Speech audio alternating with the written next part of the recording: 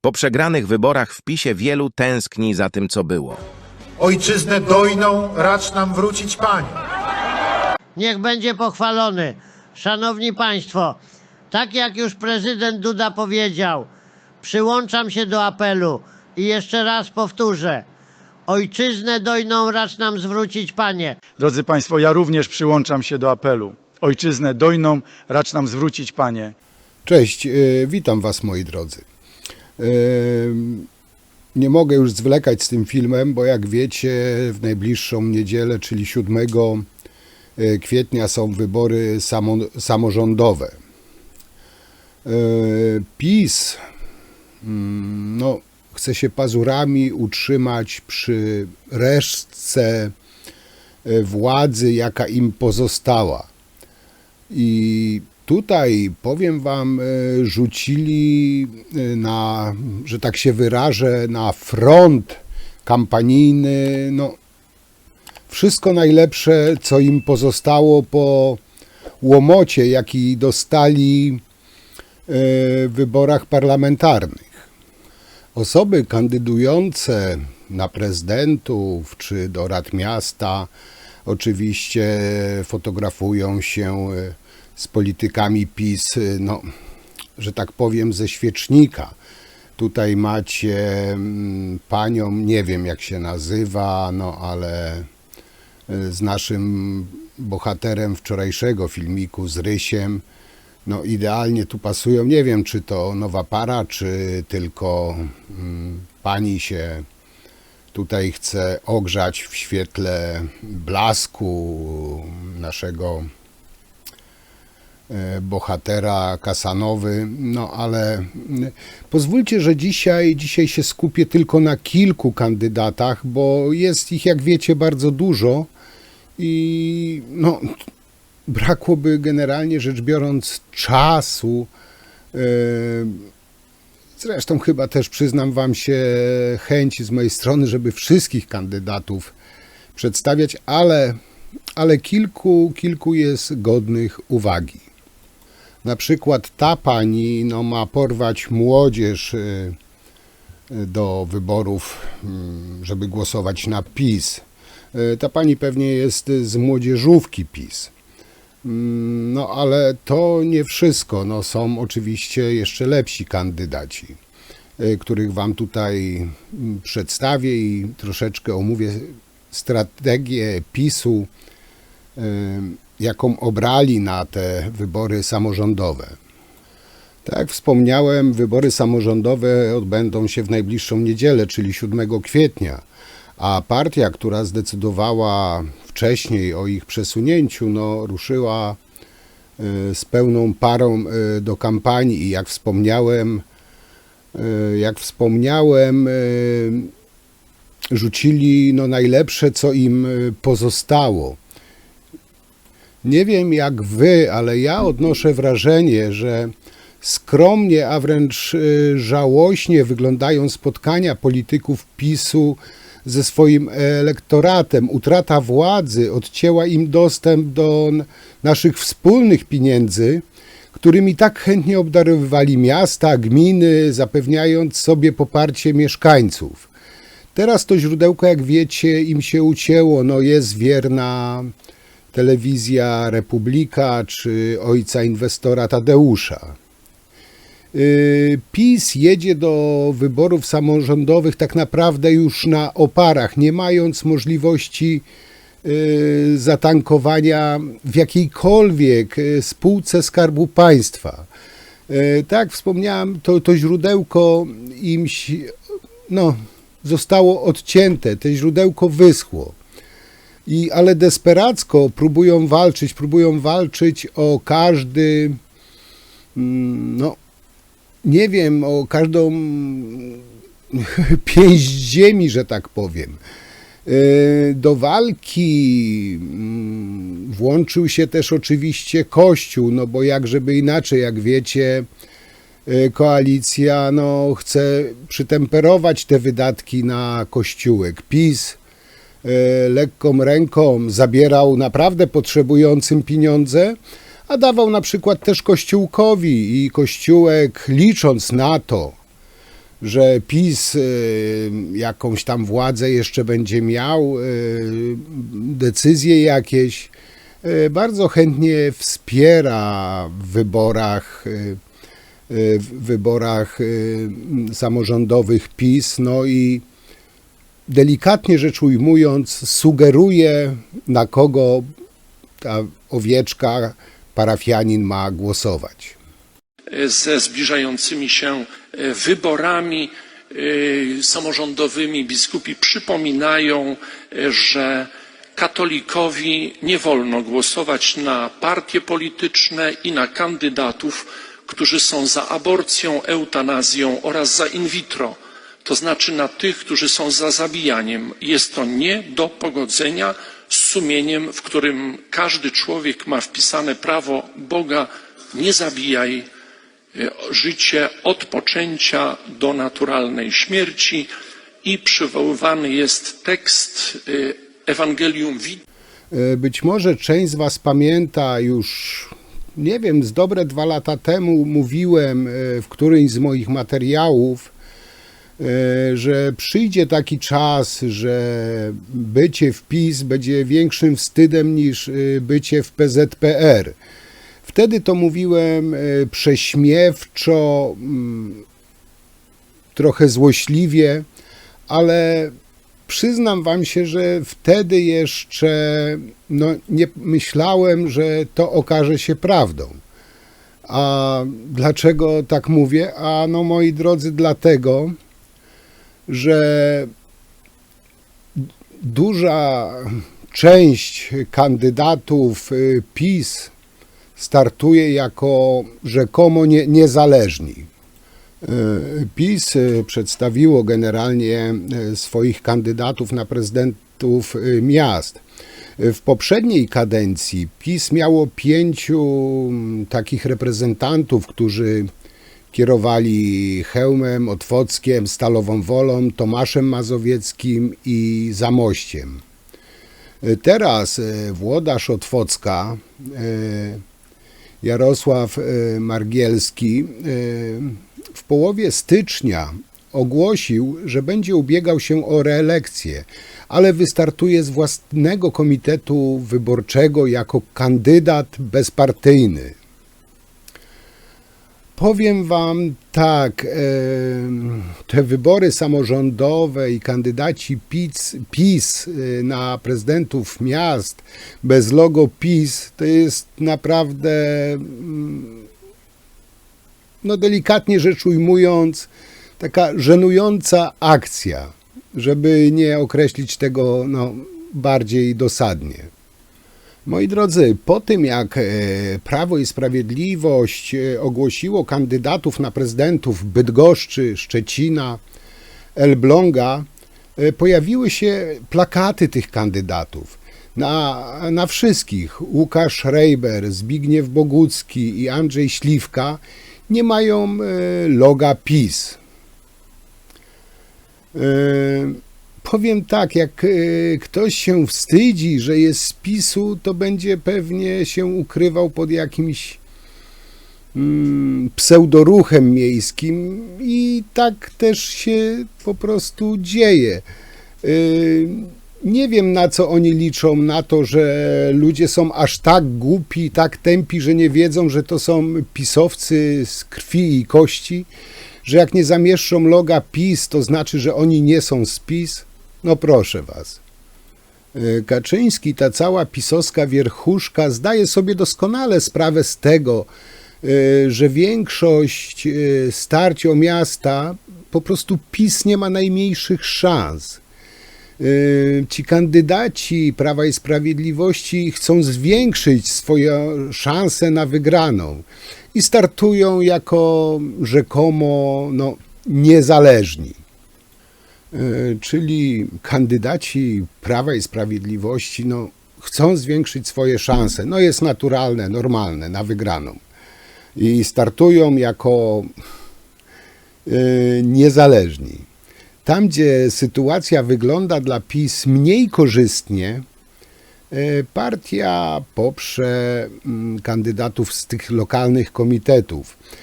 Władze na Nowogrodzkiej podjęły również decyzję, aby kandydaci na niższym szczeblu w wyborach na burmistrzów, wójtów startowali z własnych komitetów, czyli nie pod partyjną nazwą i logiem. To ma rzekomo zwiększyć ich szanse, ale czy zwiększy, powiem wam szczerze, wątpię.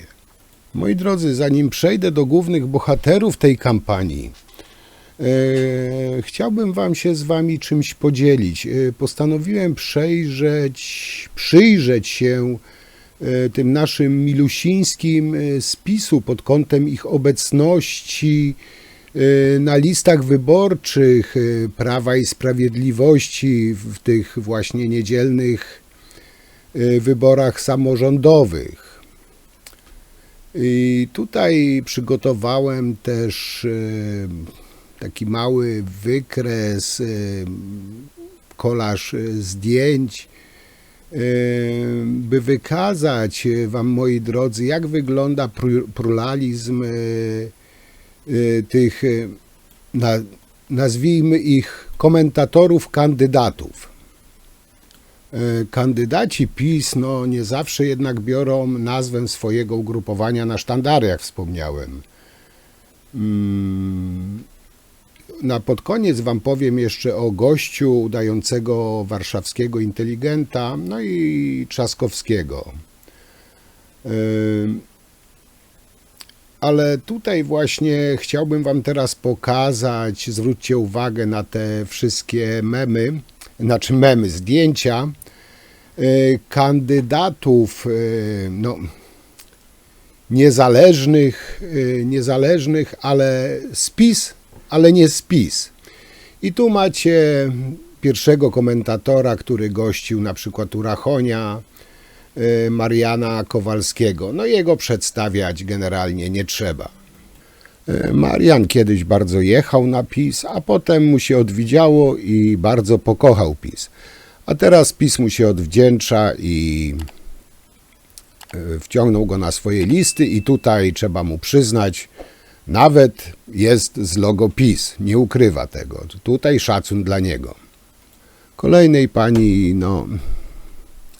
nie trzeba przedstawiać, bardzo częsta bywalczyni jeszcze TV PiS, brała udział w wielu programach pisowskich, wypowiadała się na wszelakie tematy, krytykowała obóz opozycji jeszcze wtedy, bardzo szeroko. Ta pani, moi drodzy, z kolei jest niezależną kandydatką.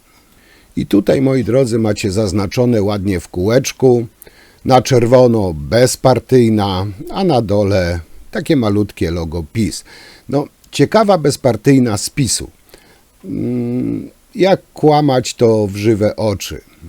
Ale to jest kandydatka z PiS-u, znaczy bezpartyjna, więc musicie ją zrozumieć, że tak kombinuje. Następna pani. Tej pani osobiście nie znam, ale jak widać też występuje jako komentator, ekspert u Rachonia. Też oczywiście ta pani jest, ma logo PiS, także nie wiem, czy na swoich plakatach, billboardach też ma PiS, czy jest też bezpartyjna. Lećmy dalej. Tutaj kolejny jakiś pan bezpartyjny od Rachonia z telewizji Republika, ekspert. Nie wiem, czy też występował w TVP Szczujnia. Nie pamiętam, ale to jest kolejny z ramienia PiS bezpartyjny. Tutaj pan Piotr Borowicz, też oczywiście, gdzież indziej może występować, jak nie u Rachonia. Też niezależna, obiektywna telewizja. I kandydat kolejny PiS-u. Wiecie co, przyznam wam się, że aż się sobie dziwię, że tak szeroko przedstawiam kandydatów PiS. Robię im reklamę jakąś. Tego jego mościa to i widziałem w TVP i teraz przeszedł do telewizji Republika. Też jeździł na protesty, także tutaj nie ma co się dziwić, że jest bezpartyjny, z PiS też kandyduje. No, Maciorowskiej nie muszę wam przedstawiać, to jest zamieszana w bardzo różne brzydkie sprawy. No oczywiście Telewizja Republika, Jedziemy, Rachoń, czyli żadnej niespodzianki. Pani Drzewiecka też ekspertka, komentator. Obok innych komentatorów, kandydatów PiS bezpartyjnych, także sama śmietanka, jak widzicie. Pan Szymczak, też komentator, tu nagle kandydat. Nie ma chyba sensu dalej komentować, bo szkoda czasu. I moi drodzy, jedna z ostatnich gości niezależnej, obiektywnej telewizji, pani Drewienko. I tutaj chciałbym na sekundę dłużej się zatrzymać przy tej pani, bo ta pani jest dość ciekawą osobą. Otóż, moi drodzy, pani Drewienko, to jest ta niezależna oczywiście, no nie może być inaczej, niezależna komentatorka TV PiS, czy teraz Republiki, która, chyba warto tutaj to zaznaczyć, porównała dzieci z in vitro do psów z hodowli. No powiem wam, że trudno tutaj rozpoznać ją na tym zdjęciu. Ciekawe, czy nadal tak uważa, że dzieci z in vitro to są jak psy z hodowli. Jestem tego bardzo ciekaw. O kandydacie na prezydenta Warszawy z ramienia PiS, oczywiście też bezpartyjny, niezależny. Chodzi o tego pana obok Oskarka Cipkoustego. Bo Oskarek Cipkousty oczywiście kandyduje na radnego Warszawy. Jest też wszechznanym ekspertem, cenionym ekspertem wszelakich pisowskich mediów. Podobno się tak już zasłużył dla pisowców nasz Oskarek Cipkousty, że pisowcy mu postawili pomnik na jednej z głównych placów, gdzie oddaje oddanie dla PiS-u, dla partii. No ale o Oskarku nie będę dzisiaj mówił. Oskarek to jest Oskarek. Przejdźmy do główniejszych kandydatów, tych ważniejszych.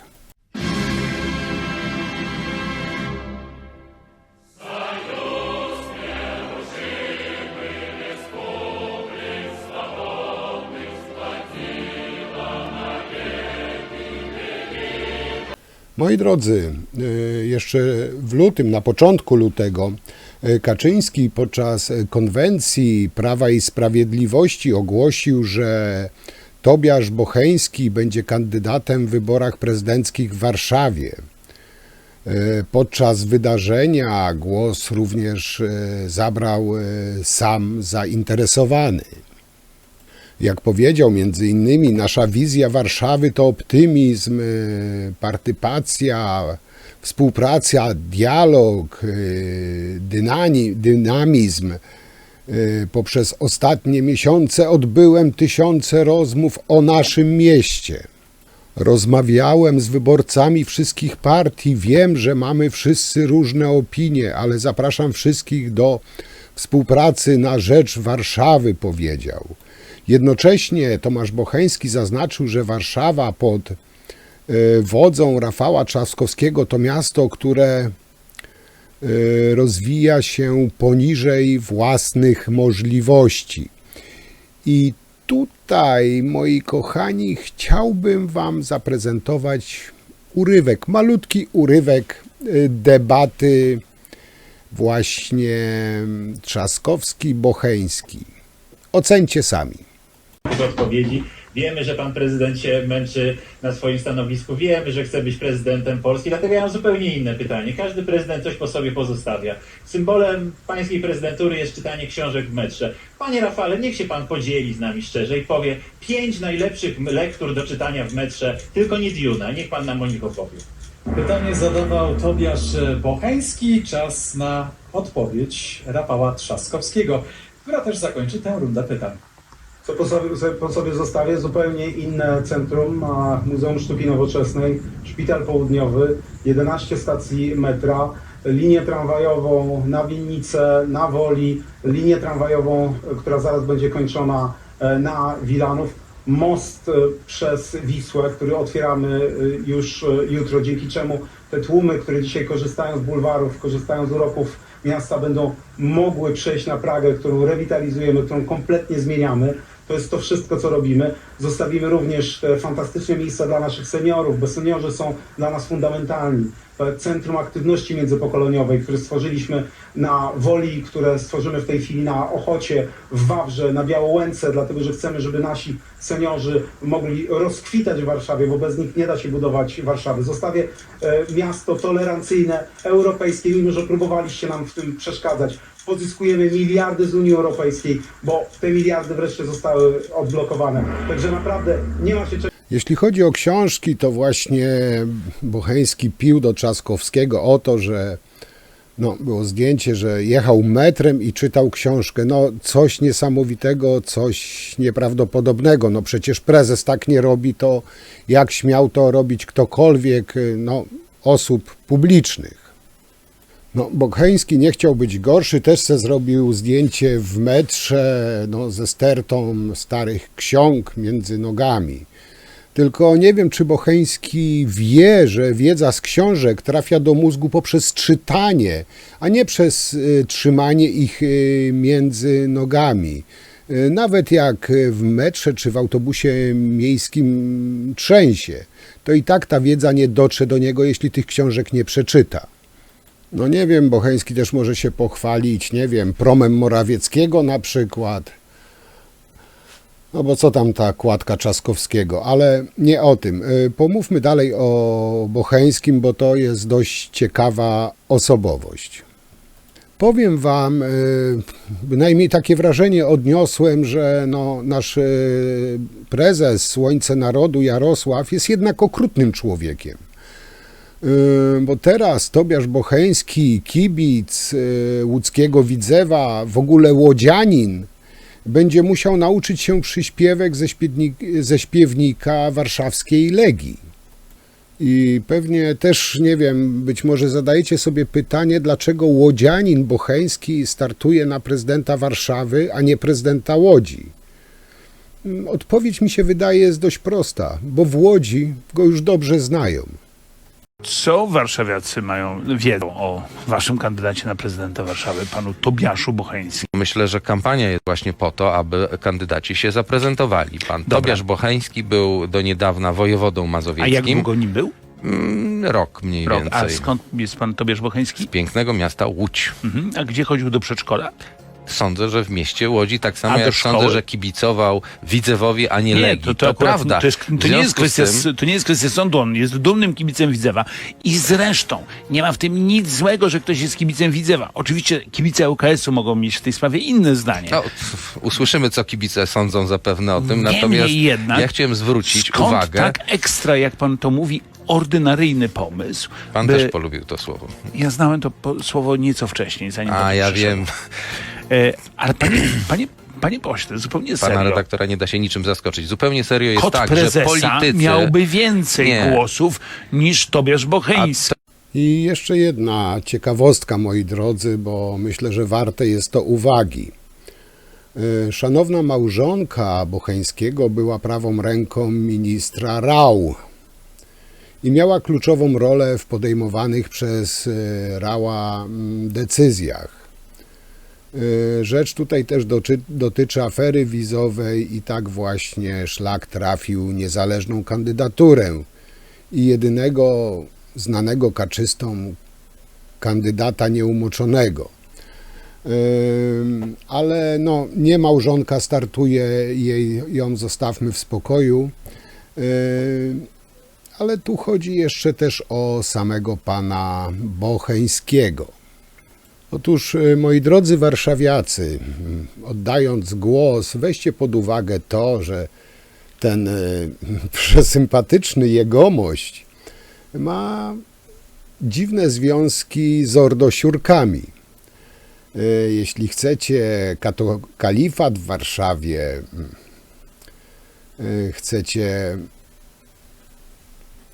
Ordosiurków na każdej ulicy, głosujcie na pana Tobiasza, prawdziwego warszawiaka z Łodzi. To nie kto inny jak pan Tobiasz z tym zalotnym uśmiechem. Jest blisko powiązany z Ordosiurkami. Ten sam, który klepał głupoty o tym, że środowiska LGBT są zagrożeniem dla państwa.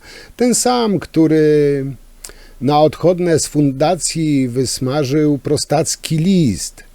No i to w końcu ten sam, który mieszka w Łodzi i teraz chce rządzić warszawiakami. No co tu się może nie udać, moi drodzy warszawiacy? Tobiasz Bocheński to będzie kandydat Prawa i Sprawiedliwości na prezydenta Warszawy. Pan Tobiasz Bocheński powinien powiedzieć publicznie, jakie związki łączyły go z Ordo Iuris, skrajnie konserwatywną, skrajnie tradycjonalistyczną organizacją, która lobbowała na rzecz barbarzyńskiego zaostrzenia ustawy antyaborcyjnej.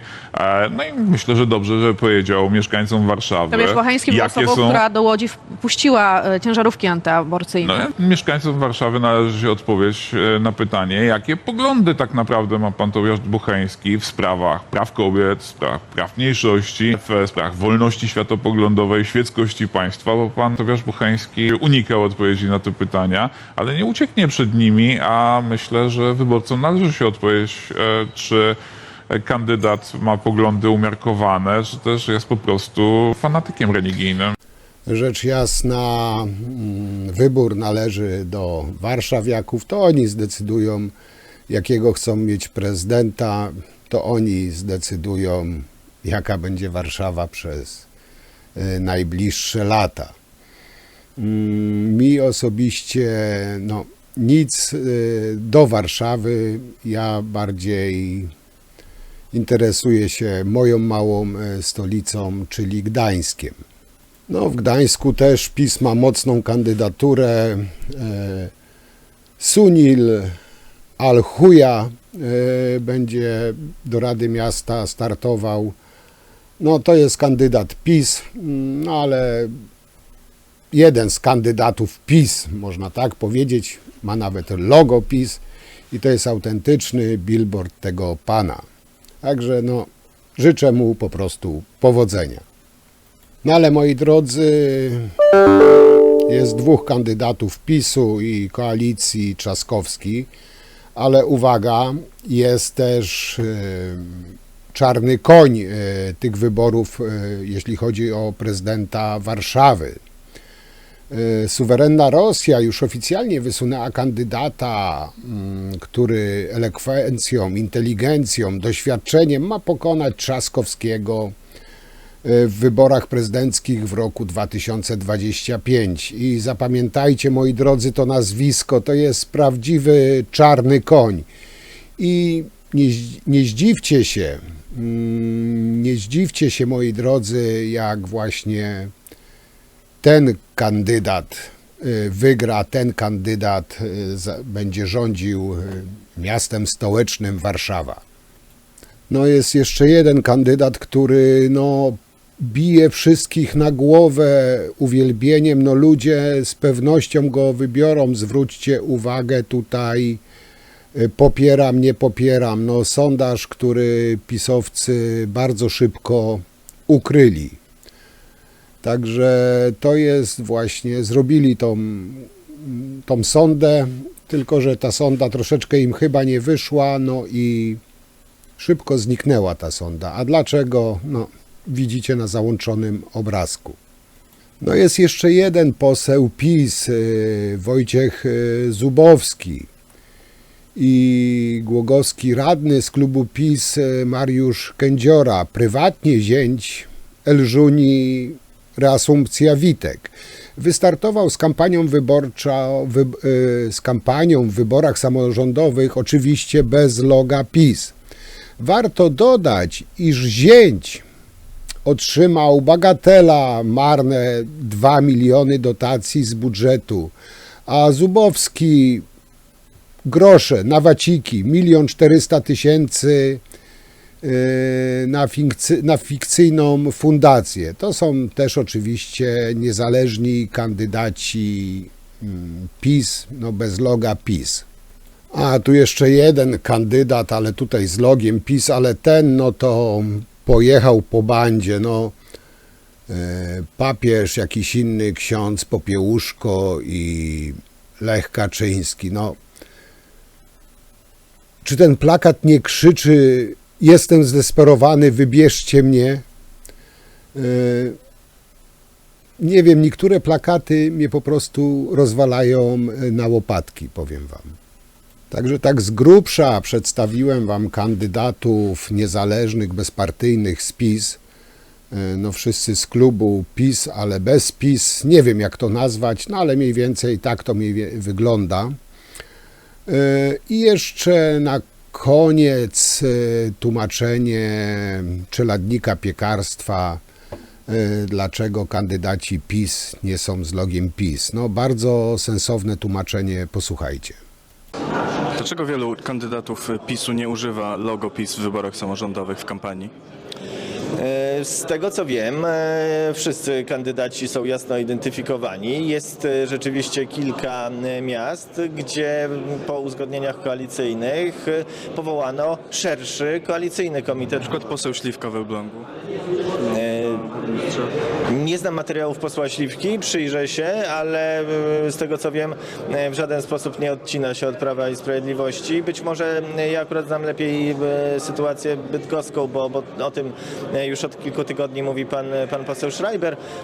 Podejrzewam, że w takim razie pewnie Andrzej Śliwka też startuje z szerszym poparciem niż tylko Prawo i Sprawiedliwość. No to naturalne, że jeżeli tworzy się jakiś większy podmiot, no to ten podmiot chce mieć własną rozpoznawalność, a nie tylko chować się za logo jednej z tworzących go części. To czyli to nie jest chowanie loga PiS, żeby zdobyć innych wyborców, bo nie dlatego, że kandydaci boją się, że logo PiS już im nie służy? Nie sądzę, żeby jakikolwiek kandydat czegokolwiek takiego... Mogliby mieć logo PiS i inne. No ale to by sugerowało wówczas koalicję Prawa i Sprawiedliwości i jakiegoś drugiego podmiotu, a nie fakt, że Prawo i Sprawiedliwość na przykład w konkretnym miejscu jest członkiem jakiejś szerszej koalicji. No, moim zdaniem ta dyskusja jest trochę bezcelowa, jest to dyskusja z tezą, a ta teza jest nieuprawniona i nie ma poparcia w rzeczywistości. Tam, gdzie startują kandydaci Komitetu Wyborczego Prawa i Sprawiedliwości, oczywiście startują z logo Prawa i Sprawiedliwości. Tam, gdzie startują kandydaci komitetów koalicyjnych, startują z logo komitetów koalicyjnych. No, dla mnie jest to logiczne. Także tak czy inaczej, w najbliższą niedzielę albo ludzie pokażą, że zmądrzeli, albo że dalej po prostu są naiwni. Według mnie to będzie gwóźdź do trumny Kaczyńskiego i jego partii Hunów. To będzie koniec jego rządów, jeśli tam zdobędą niewiele procent. Stawiam, być może się mylę, każdy ma swoje jakieś tam przewidywania. Ja obstawiam, że jeśli zdobędą góra 15 do 20%, to będzie wielki sukces, jak zdobędą. Oczywiście jeszcze potem przed nami będą wybory do Parlamentu Europejskiego. No, pisowcy tak nienawidzą tej zgniłej Europy, tej lewackiej Europy, tego kołchozu, ale pchają się tam na potęgę. Nie rozumiem dlaczego. Chcą być w gnieździe tej zgnilizny kapitalistycznej, jakim jest Unia Europejska. Naprawdę podziwiam ich, to wielkie poświęcenie dla kraju, dla narodu. I jeszcze jedno, pisowcy bardzo często powtarzają, że oni kochają Polskę. Tylko żaden pisowiec mi nie jest w stanie odpowiedzieć, dlaczego ich ta miłość kosztuje Polskę tak drogo. Mam nadzieję, że na wybory ludzie się stawią tak tłumnie jak na wybory parlamentarne, bo sprzątanie, odgruzowywanie Polski się rozpoczęło i trzeba to kontynuować. Nie spoczywać na laurach, ale kontynuować i po prostu wymieść to, co szkodzi naszemu krajowi. Ja osobiście na te wybory pójdę, nie wiem jak wy, ale coś zacząłem, mówię o sobie. Chcę to doprowadzić do końca, bo powiem wam szczerze, no czułbym się nie tak, że spocząłem na laurach. No i jak zawsze oczywiście piszcie komentarze, co wy o tym myślicie, jak wy to widzicie, komu dajecie szansę. Chciałbym wam też bardzo, bardzo podziękować za tak liczne komentarze, za tak liczne wyświetlenia, za subskrypcje. No i oczywiście wszystkim tym, którzy wpłacają po 10 zł, czy tam 10 funtów, czy tam 12 zł. Naprawdę bardzo jest mi miło, bardzo wam za to dziękuję. Te pieniążki, które spływają właśnie z tego kanału, chciałbym wam powiedzieć, że je zostawiam, nie ruszam. One na pewno pójdą później na jakiś lepszy program do obróbki filmów, nie wiem, lepsze nagłośnienie, lepsze naświetlenie. W każdym bądź razie te pieniążki, które spływają z tego kanału, chcę przeznaczyć tylko i wyłącznie na ten kanał. Planuję też, moi kochani, też jakieś drobne upominki dla najwierniejszych widzów, dla najlepszych widzów w przyszłości, także wszystkie pieniążki, które z tego kanału będą przeznaczone na ten kanał. Także jeszcze raz wam wszystkim bardzo, bardzo dziękuję. Na temat wyborów, temat uważam ja ze swojej strony na zakończony. Przechodzę do bieżących tematów już. No po wyborach oczywiście odniosę się do tego, jak ja to widzę, czy ta wygrana PiS-u, czy przegrana PiS-u, kto wygrał, to będzie po wyborach, a do wyborów temat ucinam. Ale na was liczę, że będziecie pisać, komentować, dyskutować. Także jeszcze raz wielkie, wielkie dzięki i do zobaczenia przy następnym materiale. Trzymajcie się, cześć!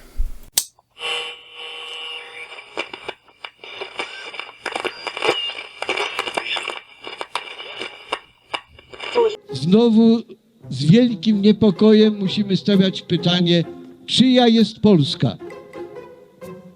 Czy polskiego narodu, który od samego początku tworzył swoje chrześcijańskie wymiary życia i który ma korzenie chrześcijańskie i bez chrześcijaństwa nie może siebie zrozumieć? Czy jest Polska, czy Polska jest własnością jakichś lewicowych czy nawet lewackich specjalistów od inżynierii społecznej?